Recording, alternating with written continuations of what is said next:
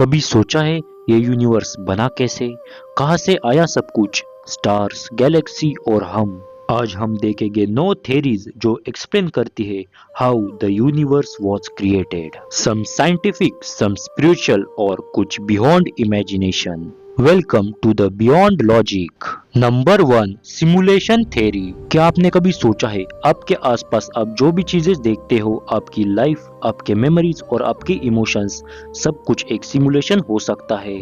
क्योंकि simulation theory कहती है कि हम एक रियलिटी में नहीं है बल्कि एक हाइपर एडवांस सिविलाइजेशन के कंप्यूटर सिस्टम में जी रहे हैं। जी हाँ, बिल्कुल सही सुना। जैसे हम वीडियो गेम्स में कैरेक्टर्स बनाते हैं विद एआई, लॉजिक और डिजिटल वर्ल्ड्स, वैसे ही हम भी किसी और के गेम का पार्ट हो सकते हैं। फिजिसिस्ट निक बॉस्टॉम ने ये आइडिया दिया था, अगर टेक्नोलॉजी फ्यूचर में इतनी एडवांस हो गई कि वो पूरे यूनिवर्स लेवल के सिमुलेशंस बना सके, तो ये भी संभव है कि हम उनमें से ही एक हो। और कुछ साइंटिस्ट कहते हैं यूनिवर्स में क्वांटम पिक्सल जैसे पैटर्न्स मिलते हैं, जैसे डिजिटल कोड्स का साइन हो।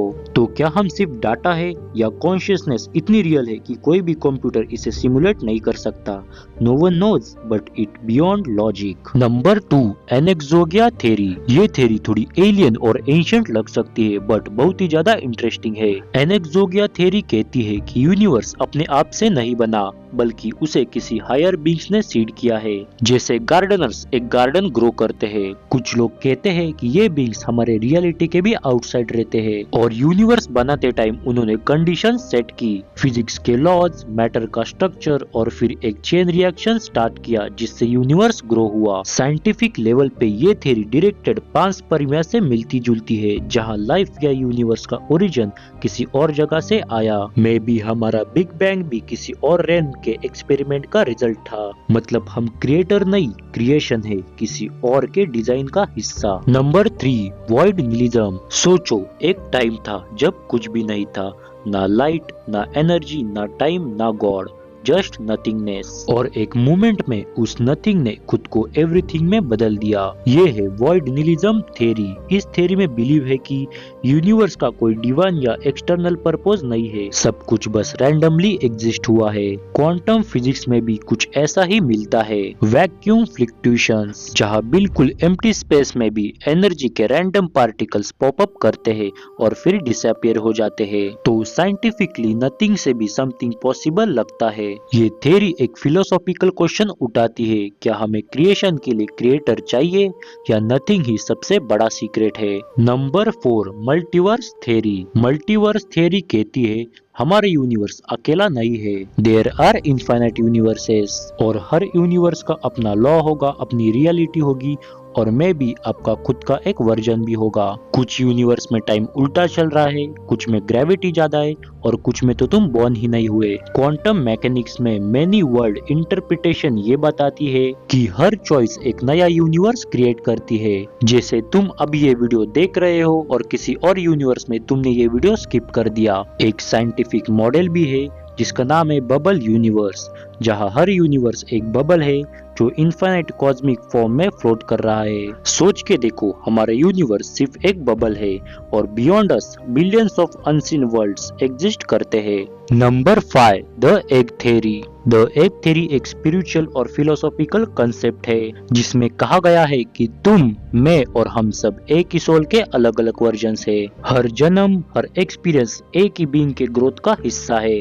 राइटर एंडी वेयर ने अपनी शॉर्ट स्टोरी द एग में लिखा है, जब कोई इंसान मर कर गॉड से मिलता है, गॉड बताता है कि तुम सब एक ही हो, तुम हर इंसान थे, हो और रहोगे। जो भी जिया, जिसमें भी दुख सुख आए, सब एक ही कॉन्शियसनेस के लर्निंग प्रोसेस का पार्ट है। मतलब ये यूनिवर्स एक ट्रेनिंग ग्राउंड है जहां हम अपने अस्तित्व को समझने आए हैं। ये कंसेप्ट एंशिएंट इंडियन वेदांतों में भी मिलता है।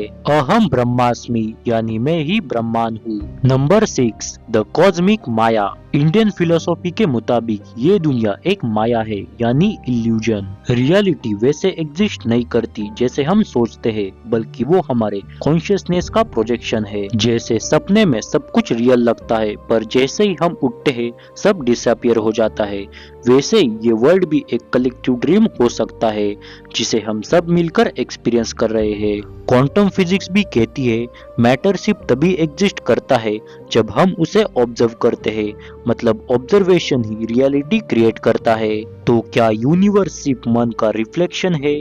मे बी हम क्रिएटर भी है और क्रिएशन भी, एक ही कॉस्मिक इल्यूजन के अंदर। Number 7, big bang theory. अब देखो, बिग बैंग थ्योरी सबसे एक्सेप्टेबल साइंटिफिक एक्सप्लेनेशन है यूनिवर्स के ओरिजिन का। करीब 13.8 बिलियन साल पहले सब कुछ एक इनफाइनाइटली स्मॉल पॉइंट पे था जिसमें इनफाइनाइट एनर्जी थी, और फिर एक मैसिव एक्सप्लोजन हुआ जिसे हम बिग बैंग कहते हैं। उस मोमेंट से टाइम, स्पेस और मैटर क्रिएट हुए।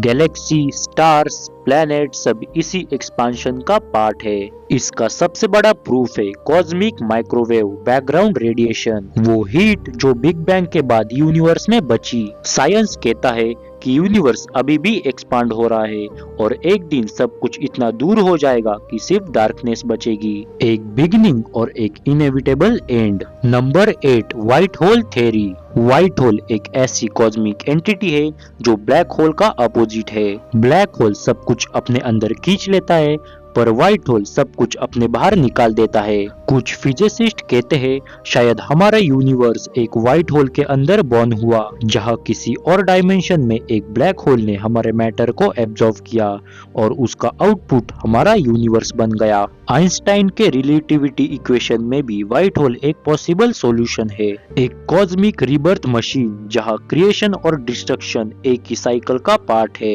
Number 9, not comprehensible. अब इस थ्योरी का मतलब है बियॉन्ड ह्यूमन अंडरस्टैंडिंग, यानी शायद अल्टीमेट ट्रूथ हमारे अंडरस्टैंडिंग के बाहर है, क्योंकि ह्यूमन ब्रेन लिमिटेड है।